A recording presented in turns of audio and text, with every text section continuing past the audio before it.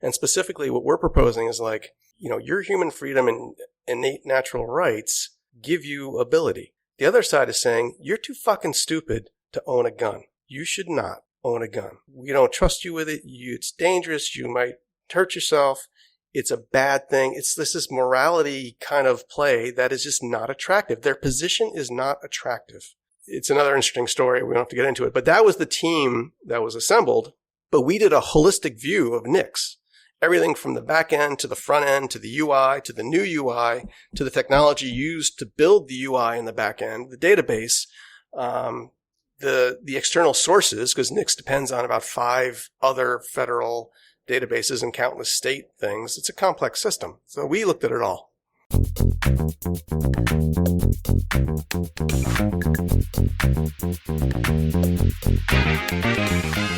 What is going on, everybody? 'Tis I, the enigma of the gun airwaves, Mianovich, welcoming you to Season 3 of the Liberal Gun Owners Lens podcast, where unprecedented perspectives are packed into the cargo hold for the LGO Lens spaceship Voyaggio.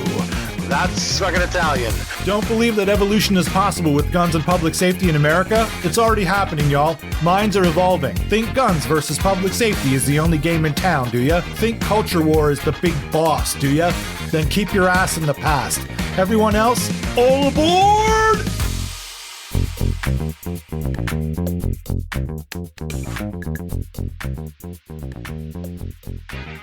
Hello, everybody. Welcome back to another episode of the Liberal Gun Owners Lens podcast. 'Tis Mianovich. Today we have a fantastic guest, Mr. Chuck Rossi from Open Source Defense.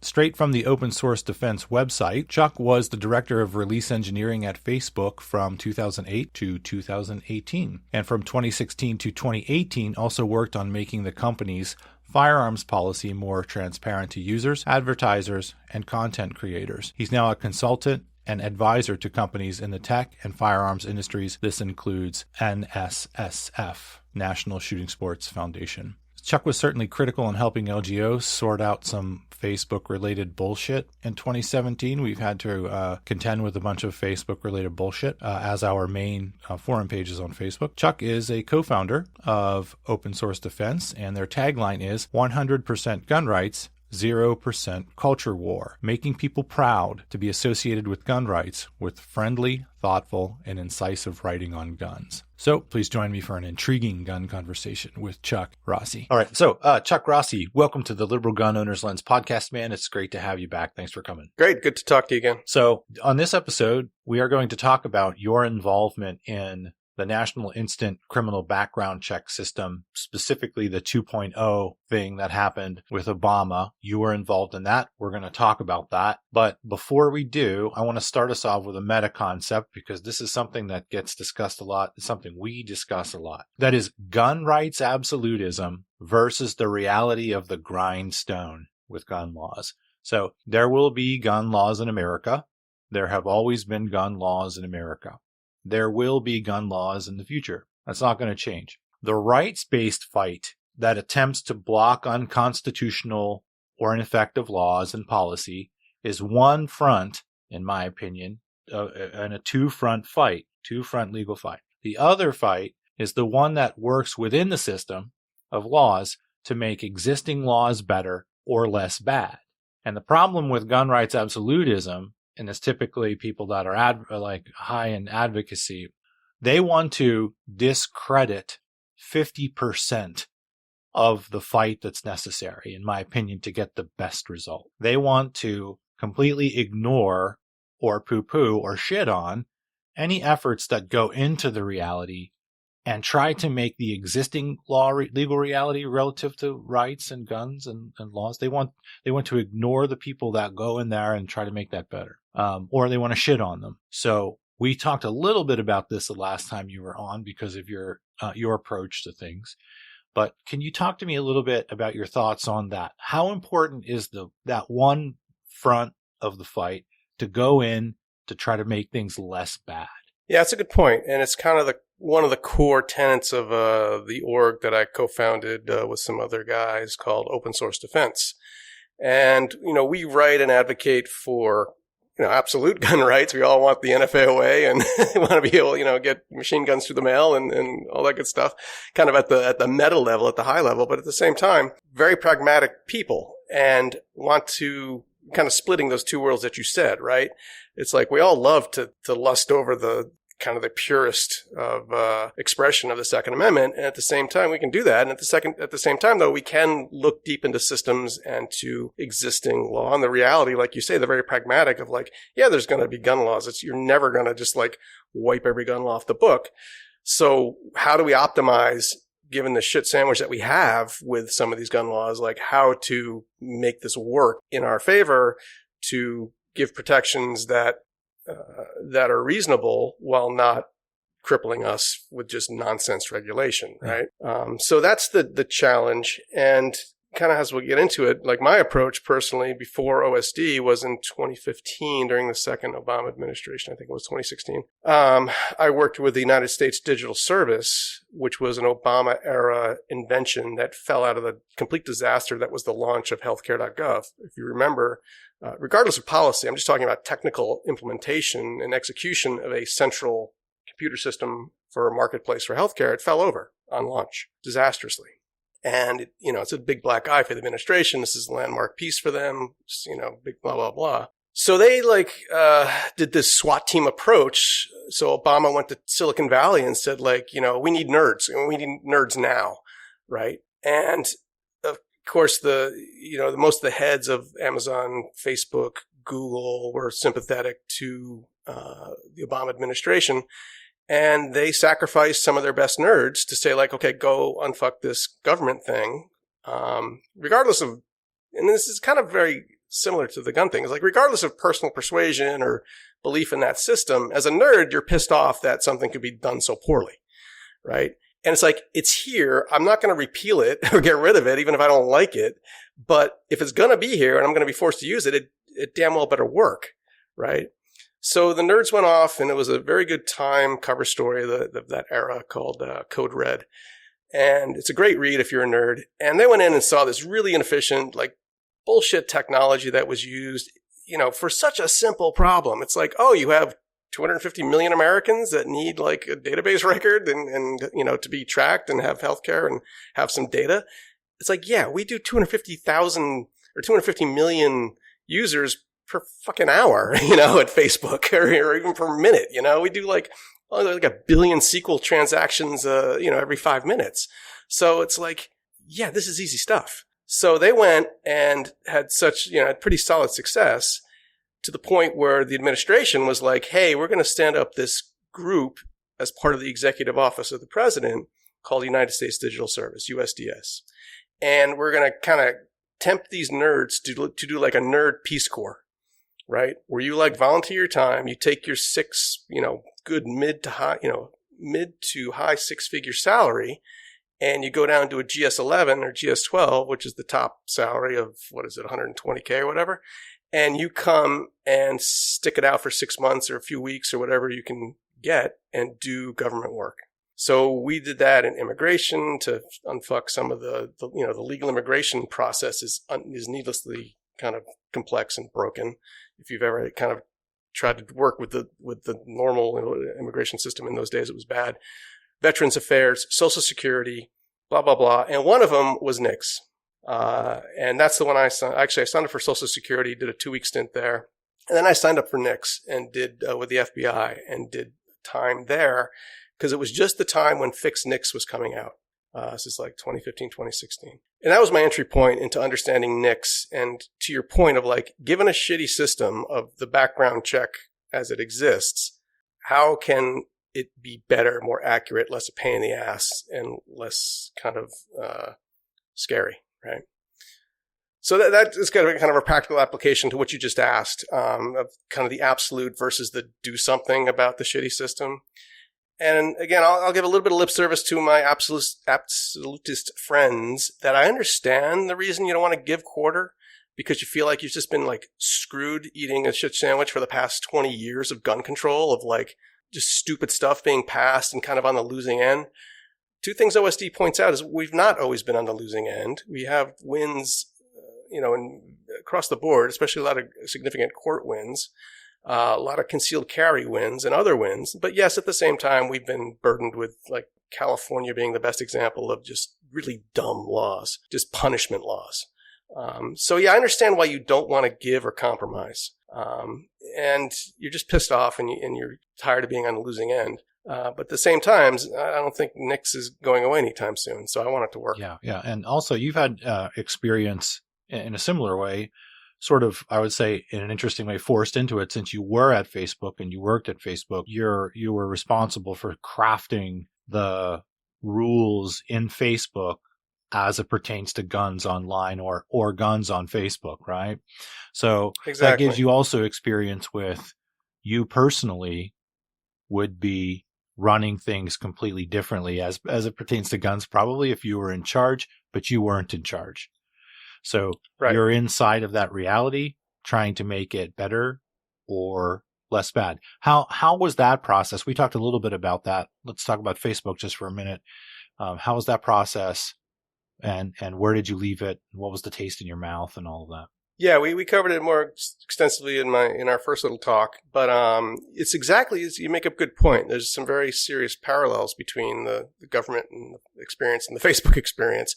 And the Facebook experience was just ignorance made policy decisions in 2016. Like internally at Facebook, there were policy decisions mainly driven around Sheryl Sandberg's team and the policy team that she led up that were completely ignorant and just said, okay, we're going to just remove all gun content on Facebook in 2016.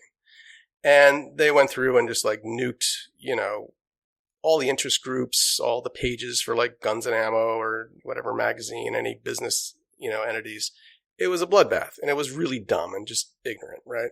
You're supposed to be a platform that that lets everybody talk about what they like and the interests, and it's all legal stuff. It was just a policy decision that was uninformed. So I was high enough up as a director at that point to make a stink and say like, this is bullshit. Here's why it's wrong. Here's how it hurts users. And here's how we fix it. Right? So again, do it in a way that makes progress. So, Zuck caught wind of that, and because it was a kind of escalated to more of a scandal across the company, and gave me the Zuck blessing to say, go ahead and work on this with the policy team. So I did for a few years and helped craft a policy that kind of allayed some of the worst fears they had. They just had like this just gut fear because of media conditioning, like, oh, someone's going to quote unquote buy a gun on Facebook, unquote, which is kind of, what does that mean? And they're going to go shoot up a school, right? And the media, of course, the fucking jackals that they are going to be like, Facebook sold killer guns, and they're just going to get destroyed. And they're worried about, stock price and image, and they're a dangerous org now, right? Facebook's going to get, that's their number one concern. That's the only thing they were effectively concerned about. And so it's like, okay, we can put things in place to minimize that risk. Here's some policies of what's good and what's bad. And I worked with the team to do that. I left it in 2018 in a decent state. Yeah. And I won't get into the specifics, and people are going to say, what are you talking about? Because in the beginning of was it this year? I think it was the beginning of this year, Facebook changed something. They didn't change the policy. So from 2018 to about now, it was okay. And then in the beginning of this year, they unleashed some god-awful AI or automation that is now currently, as we speak, decimating gun pages on Facebook. Interesting. I don't know if you've seen it yet. No. But if you have a business page, a business file like an FFL or a gun store or a gun interest group, they are being decimated, either taken down or heavily restricted. Okay. I'm trying to get traction within Facebook again to see if I can get some relief there. But this goes out to all you people who are suffering right now. Both Instagram did something last year and Facebook.com did something this year that are both decimating gun content. So it's slipped back into a bad state because I'm not there. And there's no SME within the 50,000 employees of Facebook that knows a goddamn thing about firearms. So I need to engage again. That's where we stand right now. Boy, that gives me a couple of thoughts. The first one is that first kerfuffle in 2016. We had some sticking points. Nothing awful. I contacted you back then on something. I'd have to go back through the email to look at it. But it wasn't really that bad. But I do think that, especially at that time, if there was ever any bad shit that was coming our way, we probably didn't see much of it because of we're liberal gun owners, number one. Number two, I have homies that are also homies of yours, and those homies worked at Facebook, and then we had you. So there's probably a good reason why we didn't see much shit then. Except now all my homies don't work at Facebook anymore. And our main forum is on Facebook because that's just what happened. And every time we've tried to move it off, nobody wants a piece of it. They just want to stay where they are. So This is good information from you, on what's happening now. I hope you do get a chance to get back in there, man. Because, please reach out. I mean, you have my contact information. Obviously, but any of your listeners or business owners, and if you're experiencing this, just Chuck at opensourcedefense.org and let me know. There's a non-zero chance I can help fix it, but I do want to just build up this portfolio of like all these because they'll work if I give them hard evidence of like, look, I got 60 major business pages that are all nuked. Yeah. Like, what more evidence do you need that there's a fundamental problem here? Yeah. The other thought I had with what you just said before we move back to NICs is the fear about selling on Facebook and that ending up in a mass shooting. We have never been able to trace any gun in any significant mass shooting to an exchange on Facebook.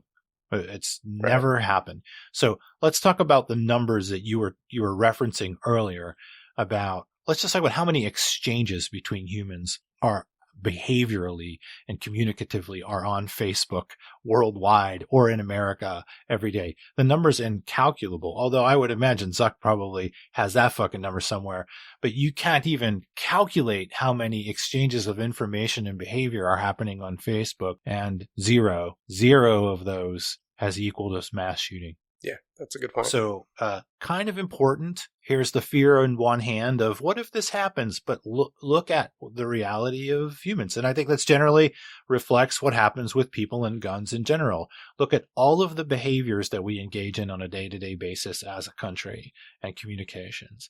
How many of those behaviors are involved just an AR-15? Not something negative with the AR-15, but a fucking AR-15. It's almost infinitesimal, right? So it's kind of important to point that out. I think people need to remember that. Not that we don't have problems. We need to address problems, but let's not act like humans are so out of fucking control and they're so dangerous that if they have guns, it's going to ruin everything. Right. I think the next discussion will reflect exactly what you just said, kind of in a different domain. Yeah. So you were doing the Peace Corps thing, the super nerd Peace Corps, digital Peace Corps thing. You worked on Social Security. You got involved with NICs. And how long? So when did that occur? Can you give me the date? And then how long were you doing that again? I want to say it's roughly 2015, 2016 timeframe. Yeah. And it's on the order of weeks. They were 2-week sprints. Okay. If you're in development, you kind of know the idea of a sprint.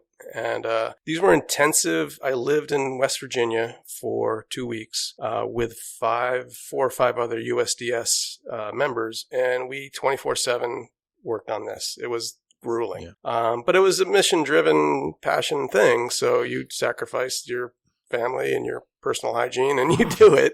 And you grind it out for 2 weeks in the fucking woods of West Virginia where they stuck this stupid CJIS, the Criminal Justice Information Systems part of the FBI. Classic government thing. I think it was some boondoggle with, who was that famous senator from West Virginia? Byrd? Big old somebody. But anyway, it's just a classic like, hey, my district needs some fucking federal money and you're going to give me like couple $100 million to put this tech center literally in the woods in West Virginia, a couple hours from FBI offices. So that's where I was. Okay. So it was just a couple of weeks. And then do you consult with them after that? Have they been calling you on that, or do they ask you questions? Or a little bit of consulting before and after that, during that period. But since then, no. We did a quite extensive report, which we can, I'm going to be pulling excerpts from as we talk.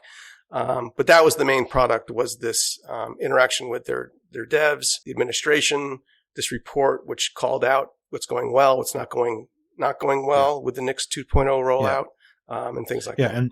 And so your concentration was there originally in 2013 was when they first went with a digital like an e-reality, right? So in this 2013 where they stopped doing phone calls and you could go online, the FFLs could go online and do it, but that initial rollout limited, it didn't work on all browsers and had all kinds of bugs and stuff. So yeah, that was the e-check system, and the upgrade system was in 2015, 2016 when it launched. And actually, you're right. One of the things we called out was the original design only worked with like a certain version of Internet Explorer that had ActiveX, and it's just like decisions like that are across the government, no matter where you go. It was especially annoying to see that in a new rollout in 2016. Like, yeah, what's Firefox? What's Chrome? Yeah. Yeah. So the e-filing aspect of it was the nerd concentration. It was part of it. Okay. Yeah. This was a quite extensive. I mean, the whole back end part of NICS was changing as well. Okay. And like you said, NICS was born as a very phone heavy thing. Like FFLs would pick up a frickin' phone, call a number or fax if they were tech savvy, and they would read the frickin' 4473 to the operator, and she, is mostly women on the other side, would type that all in and start doing the check and give a determination either immediately or they have a process by which the determination doesn't come back immediately what the next steps are. Yeah. And of course, many people might realize that if there are other people in the store and your information is being like read to a lady on the phone, right? I mean, I'm trying to remember if I've ever had any experience. I mean, I'm spoiled. I think, no, I know because I did, because I, as you know, or as I told you last time, I was out of guns for a while. I got back in like 2009. So I do think there was one situation where there was a phone and they're reading the shit out loud. Exactly.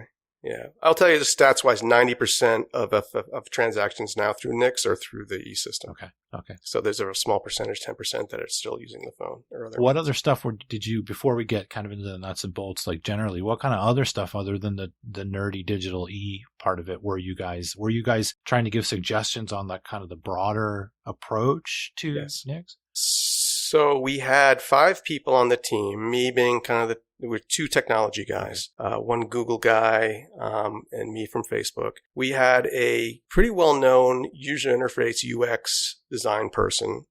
We had one spunky, policy person. And I think we had one other dude who was a Fulbright guy, who was again policy. And, I will talk about one of his initiatives. I wish he had pulled it off. He was doing an initiative about police reporting of crime, police stats, because that's all over the map. Another problem. Because the other thing I worked on, just as a sidebar here, I worked on the Uniform Crime Report for a couple of weeks. Okay. Did another sprint with UCR. And if people aren't familiar with UCR, it was a congressional mandate that the FBI must compile every year a kind of stats about crime in the United States. All sorts of issues with that. Just really arcane system using like punch cards until literally 2016 or beyond, using IBM 3270 style terminals to do all this work. It's another interesting story. We don't have to get into it, but that was the team that was assembled. But we did a holistic view of NICS, everything from the back end to the front end to the UI to the new UI to the technology used to build the UI in the back end, the database, the external sources, because NICS depends on about 5 other federal databases and countless state things. It's a complex system. So we looked at it all. And as a curiosity, that framework, would the FBI be using that general framework that you guys came up with to just reconsider every iteration or every perhaps new paradigm shift with background check systems from here forward? Could it be like boiled down into like a basic strategy? Yes, that was the hope. And in fact, the things that we did, how we attacked the Social Security problem, I was with the tech lead there with another set of people. It's the same thing. The base report is like, listen, specific to your domain and your problem, here are the best practices we would use at Amazon, Facebook, Apple, Twitter to solve this. Like with rapid iteration and modern software control and modern software stack. With those days, it was the LAMP stack, right? The Linux, Apache, MySQL, PHP, or and then variants of that. Then the more modern kind of iterations of how we improve those things. But like that was saying, we were in there saying like, you're not going to use this outdated IBM DB2 backend. You're going to use a Postgres or MySQL backend. You're not going to use this. Like NICS used this And we're allowed to curse. That's fucking, right? Yeah, it is. I'm the worst. I'm getting all riled up, so I'm sorry. But the really horrible front end or kind of middleware for this system was something called Pega. So I want any of you tech people who are listening to tell me, have you ever heard of a system called Pega? P-E-G-A. And go look it up. Go Google it, like Pega infrastructure or something. I don't, it'll come up some way. It is like a visual-based Visio-style drag and drop IDE, interactive development environment, where you don't program, you drag little boxes around and structure stuff like your process, and you push a button and it poops out incomprehensible Java that is now your runtime, right? And shit that you do not want to go debug or look at. Nobody uses this. 0 people use this. Somehow it's still in business, I think all entirely on government contracts. And that was the guts of the new NICs. Everything was being designed drag and drop as like a process flow Visio bullshit thing with no ability. I mean, it's bogged down, and NICs only does like 30 million transactions a year. It's like easy stuff, but this thing just makes it slow and cumbersome and impossible to fix, right? So that was like the first thing that we kind of attacked and said like WTF. But there's just endless stuff like that. Is this stuff like that you guys came up with? Like, did you come up with like a brief for them after this is what we came up with and here's what we think you guys should do, like a comprehensive brief? Yes. Okay. Is that something that you could publish, like, or you could publish a summary of it to people or the public or to? I would say a Freedom of Information Act enthusiast could absolutely. There's nothing damning in it. It's not like a smoking gun. It's quite reasonable. Mm-hmm. I mean, the bottom line is the federal employees in the NIC system were not, there wasn't anything horrific going on, and it was all constructive. We did it of course, we're not going to go in there and blast these guys. You're all retards. You can't do shit. You don't know what the frick you're doing. Even though you wanted to say it's that. Like, no. Sometimes you did, but we weren't, that's obviously not going to work. There are good people there, and they were doing good things, and they want good things. We understood that. If somebody with a enthusiast for freedom of information wants to search for Discovery Sprint Report on NICs from the United States Digital Service. Discovery Sprint Report on NICs. And if you stick my name in there, Chuck Rossi, might help. I mean, there should have only one document, but like that. But it wasn't super confidential. It was probably marked internal use or something. It should be, if somebody who cared could I'm going to find it because that stimulates my mind for a whole number of things, but I'm going to go get it. Okay. I'll let you know. Good luck. Yeah, I mean, if it's a big fucking hassle, I'm not going to keep pursuing it. But if I can get it, I'd like to see it. Yeah, no one should care that it's like, it might even, if you Google it, it might actually be out there. I haven't actually tried to even Google because that. Because we have a tendency in this, in this totalizing system that we live in the government, to just keep repeating the same fucking horse shit patterns.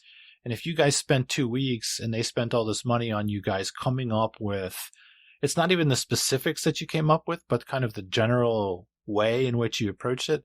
It's really, really important. I'd love to see it. Yeah, no, I think the document's great. It's a little dated because it was in 2015, but technology wise, but I think the process wise and the observations and the asks that we had for improvement are valid, to this day. Did they have other sprints after you, other groups, or was it just 2 weeks of a thing with you guys and then they got their report and then that's it? Do you know?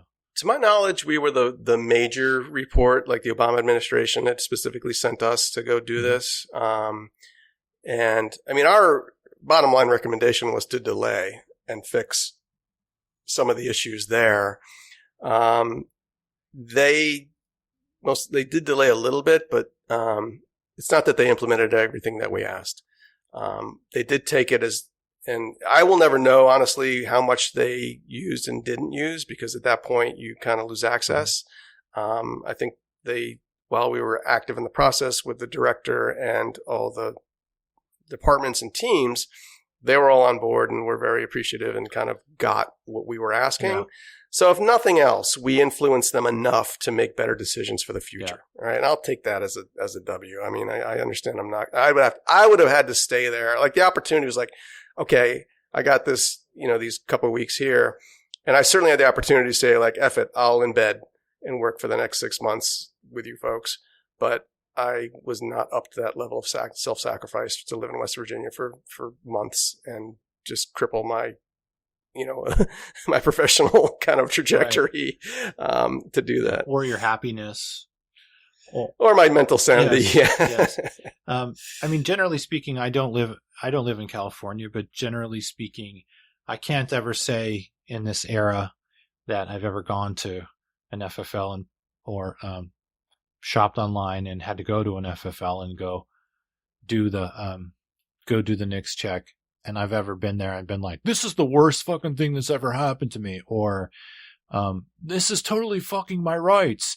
Like, I've never felt that once, within the past many years, whatever it is. But you've only done it in North Carolina. I've done it, for long in North Carolina and mostly, in Pennsylvania, which is going to have an entirely different vibe. Yeah, those are two reasonable states, but, you need to experience a California or Massachusetts or Hawaii or just like, even as a consumer, you're like used to a certain level of like, I am trying to buy goods and services. I expect a certain amount of like ability to do that. And in California, you'll be like, what is this bullshit? Why are you blocking me at every fucking turn, making more and more friction, more and more obscure needs of like X, Y, and Z. And I can't progress until I produce some document or some specific thing that you have to like get for me to move forward. It's frustrating. Yeah, what California is generally speaking is becoming more and more preposterous to me. I can't even like, and I mean jurisprudentially, like I can't even, if ever there was an example of what happens when you are truly pursuing the totalization of law's influence in every fucking thing that people do, or that's a very good example of it. And exactly.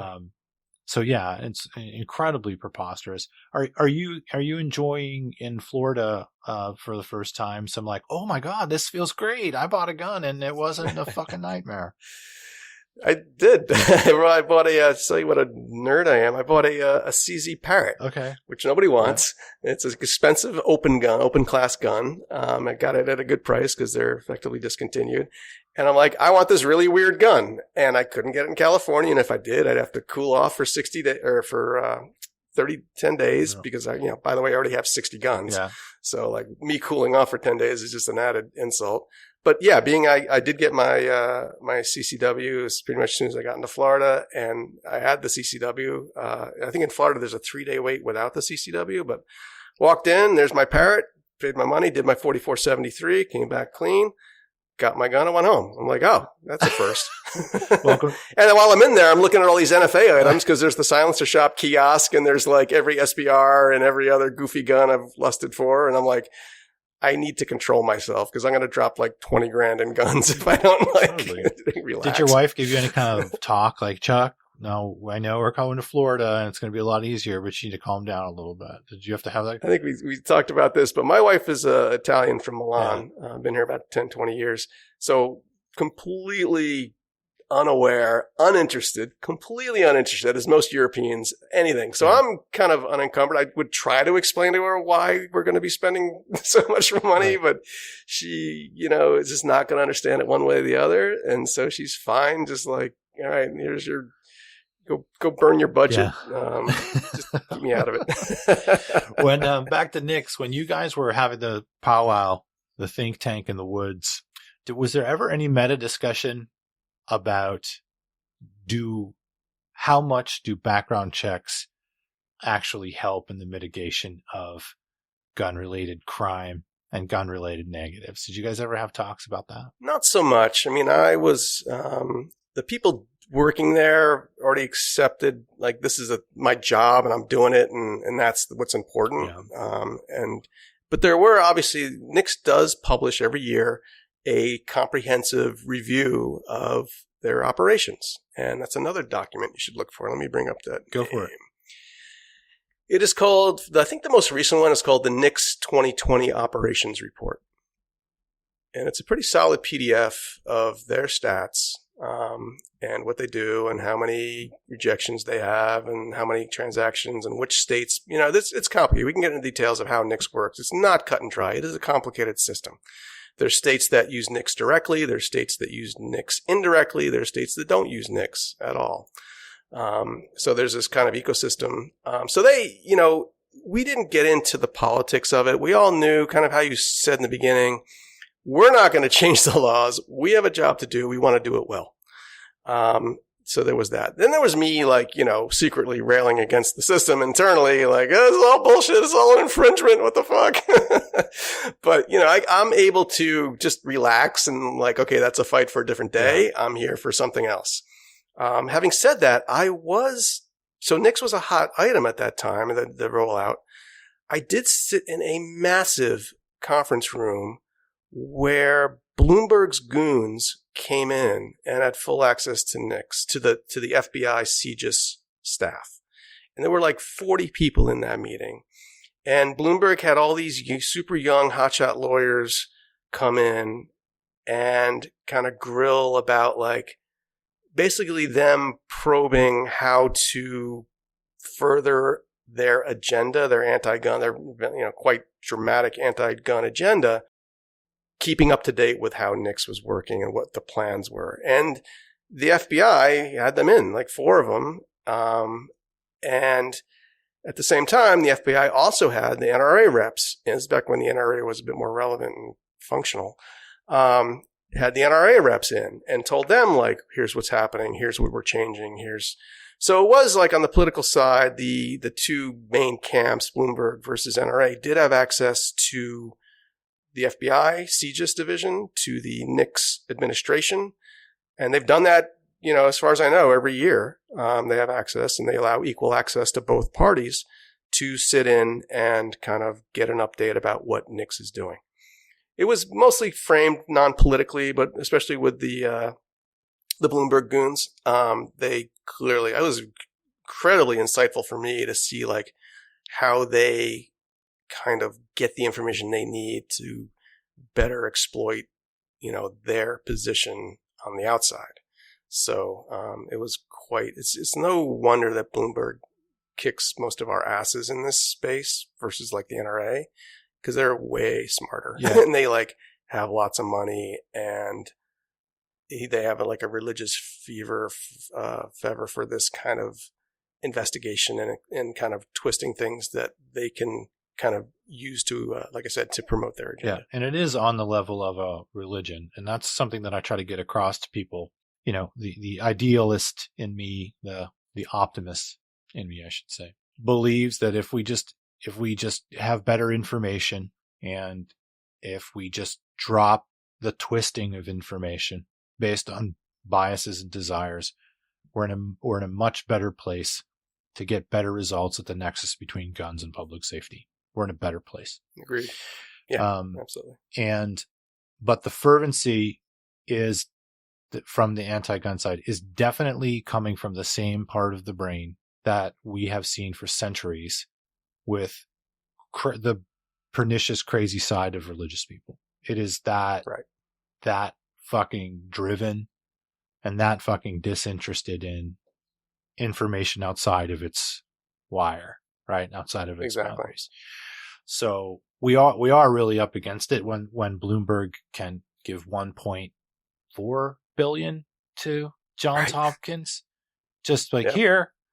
That's the other thing with the painting of the whole gun industry and the NRA as this big giant monster. It's completely not accurate. I mean, somewhat accurate. The lobbying, somewhat accurate.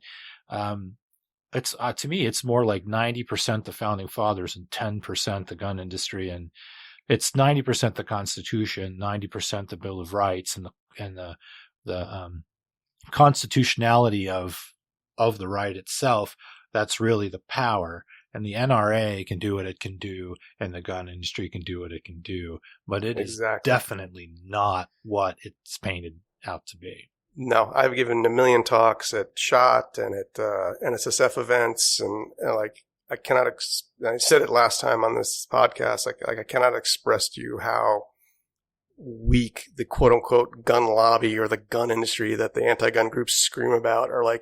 What a joke! Yeah. The gun industry is some fraction of any tech company, the entire net worth or valuation of all those companies, the power of those companies. It doesn't come from gun industry, which is like barely functional. Yeah. It comes from like you said, it comes from this belief in this right, and it comes from this belief of the people backing it. There's no magic industry. NRA is a joke for the past 10 years 5 years since the whole fiasco was with the structure of the administration there. It's a no-op, you know? It's we talked about it last time, and I've been saying this, try to get this across to people, that if you really care about gun rights in the 21st century and moving forward, it takes 21st century mentalities, which is why I love talking with you and look forward to collaborating with you more, because this is all open source defense. This is what we write about, talk about, advocate all the time. Yeah. So, yeah. These cats don't have the minds. The established gun, the core of the gun reality in this country is undertooled, underpowered to meet what the challenges of the 21st century are going to be for gun rights. And they're not going to get there. It's in a similar fashion. These patriots, mega patriots, are always talking about the importance of guns, and you got to have the gun for the tree of the blood, of the liberty of the blood, and to fight the man, and you got to have the thing. But here's the thing: a bunch of fucking nerds in California just put all of those dudes over the barrel without firing a fucking shot in under 15 years with computers and software and AI. In terms of social coercion, the social coercion that these patriots are talking about with the power that guns give us for social coercion, well, you guys just put them over the fucking barrel entirely without any fucking guns. And that's the kind of mentality that gun people need to understand, is that the future of gun rights is going to have to align with minds that don't work like gun people.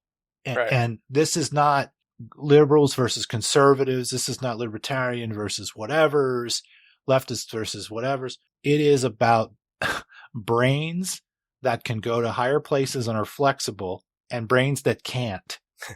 It really is that fucking simple. It does feel like that, Randy. Yeah, I think you're right. Again, when I've seen so many examples of it, and you give good examples of what's accomplished with the tech people, with smart-driven people who want to go in a certain direction, and it was proven to me in those rooms with the Bloomberg people and how they execute. I'm like, oh, we don't stand a chance. If he's minting these lawyers who have this, this religious belief system that they're gonna make this happen. Yeah. It's like we're there clutching our cold dead hands, and they're fucking going off and minting more policy and embedding themselves across all sorts of organizations and actually executing with a understanding how the system works and how to manipulate it, right? Which got us to where we are today. And it's just like, dude, we need more. I said this last time too. We need more quote unquote important people on our side, like more leaders, more C-suite, more like influencers maybe, but like people who actually get shit done, like the fucking Illuminati. I don't know how you want to put it, but the people who run shit and actually, there's nobody in that class of people saying like, yeah, I would like more gun rights. Yeah. They're either ambivalent to it or they're hidden about it. I know, we talked about again, like I know secret, closet gun owners of millionaires and quote unquote important people. None of them are out leading the charge or helping build systems that are going to advance our cause. Right. Yeah. So you're exactly right. Where it's like it's a total imbalance. It has to be. I don't see the dynamic being anything other than if we don't have the same level of money as the anti-side, which I would just say it's about. I'm 99% sure we'll never have that.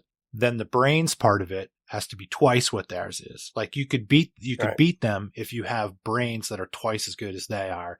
When you don't have as much money, but you can't have no brains or no money together, right? Leading the fucking charge. And if people who are listening to this, who are my libertarian dudes, some of my moderate fucking Republican dudes, independent-y dudes, even the leftists that are listening to this, you got to be able to see this one coming like the fucking Titanic. Like it is that bad. It is that like obvious that this century is going to put a crushing on this fucking thing that we enjoy, and I would argue that we need. It might not seem like that because of our victories with Bruin or constitutional carry or whatever. It might not seem like that because we do have some wins, but man, this one is, the stink is in the wind on this one. So that's what I'm saying. I believe we have enough world beater power in our midst, but it's going to be a smaller group. It's going to have to be special forces type thinking and high IQ. That's my opinion. That would be beautiful. And that's correct. And I would say the only reason we're doing as well as we are without a lot of what you just described is because the proposal of what we're proposing is just fundamentally more attractive than what the other side is proposing. And specifically what we're proposing is like, your human freedom and innate natural rights give you ability. The other side is saying, you're too fucking stupid to own a gun. You should not own a gun. We don't trust you with it. It's dangerous. You might hurt yourself. It's a bad thing. This is morality kind of play that is just not attractive. Their position is not attractive. Who they are, how they position it, and what they're trying to tell you does not appeal to your human heart. Yeah. Your human kind of, it just is discordant with like, well, what if I want that freedom? What if I want the ability to protect myself? What if I want just the ability to enjoy an object that's been around for 600 freaking years, right? How is that attractive? Telling me you're denying me all these things. Yeah. That to me is like why we win. Yeah.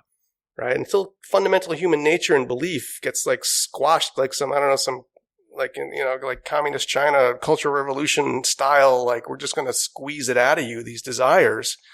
Then that's the only way you're going to kind of beat this from their end. Yeah. And their position is, and let me clarify for the record, is also discordant with liberalism. And that's a major point for the listeners and for the people in my side of things. It's true. Forgot about that. Liberals, quote unquote, have allowed themselves to be dumbed up to the point where they don't understand the thing that they're involved in. And this is one of those things. The very essence of where we start in the West with libertarianism, liberalism, and even strong conservatism. The first thing we should be looking at is, where do we get screwed over most as a species? It's always by the people above us. It's always by the people above us, right? That's the first thing you look at. What are the things I'm involved in where the people above me are putting the screws to me? Right. Republicans have a version of it, libertarians have a version of it, and liberals have a version of it. Well, the modern progressive liberal American has attempted to change that. But specifically, they'll be completely okay if Obama's in the White House, then they don't really care about that. But if Trump is in the White House, then it's super important to them. But the reality is it's things above us in general that we need to be looking at. And this totalizing approach of gun control, which now I'm delineating a difference between gun control and the reasonable usage of gun laws. They're two different things. The second one is what you and I are talking about here today. We have this sort of mentality. The other one, gun control, has developed into an irrational, in a bad way, perniciously irrational religion. And they're not going to stop. Like, they're not going to stop with common sense gun laws. They're not going to stop there. It's a totalizing religion. They're going to go all the way through it until they can control every aspect of it. And its goal is to be British gun control. That's it. Yeah, that's its goal. But what Chuck and I are talking about here today is, well, we're talking about a lot of things now, but to bring it back to Nick's is, whatever our success is in the 21st century as 21st century gun thinkers, gun laws are going to be a part of this. So 21st century gun thinking is not patriot absolutism. It's having an absolutist aspect and being pragmatic. So NICS is having a background check in America. That's the price of having guns in America. If you have guns, you're going to have NICS.